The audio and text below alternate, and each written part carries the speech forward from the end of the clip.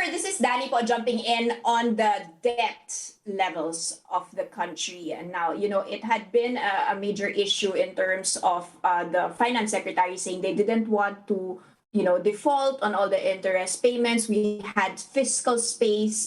We did not want to risk a credit rating downgrade, and yet we are racking up 11.7 trillion pesos of debt as of now. Debt to GDP ratio is now 54.6%, highest since 2005. Are you now worried na nawala na tayo ng fiscal space? And at which point can we say that, this still holds true, that we have been disciplined fiscally?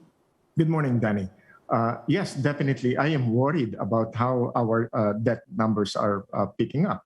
While they say 60% is a good manageable range that we can look at, 60% of our GDP is not good for a Philippine economy like ours because we're not really that strong. And therefore, in terms of financial, economic space that we are at 60%, we're leaving not much for flexibility.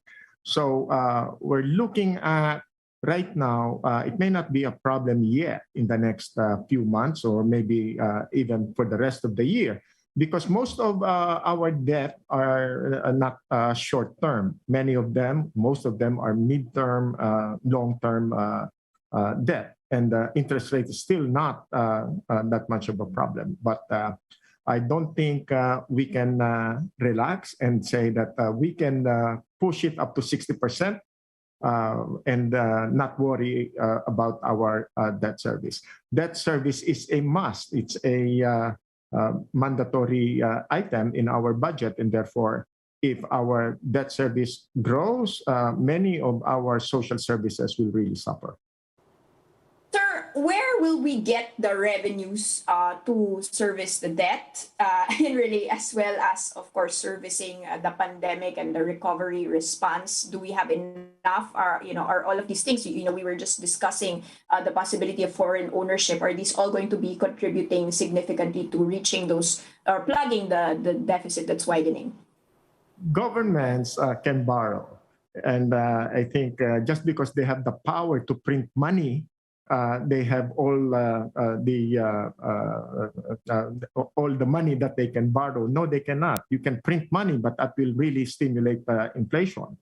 And the only source really that we should look at would be the revenues of the government. But now that the economy is just beginning to recover, we cannot expect much of government revenues coming from taxes. In fact, we really have to stimulate the private sector production by giving them perhaps tax breaks. But with tax breaks, we are going to lose. We're giving up our tax revenue. So where do we get the money? I don't think we can print money. We don't have that kind of flexibility. So we really have to get the money from social services. We have to realign and put more money in that service because that's mandatory. You cannot walk away from that service. So we will stand to lose more of social services being given to our people.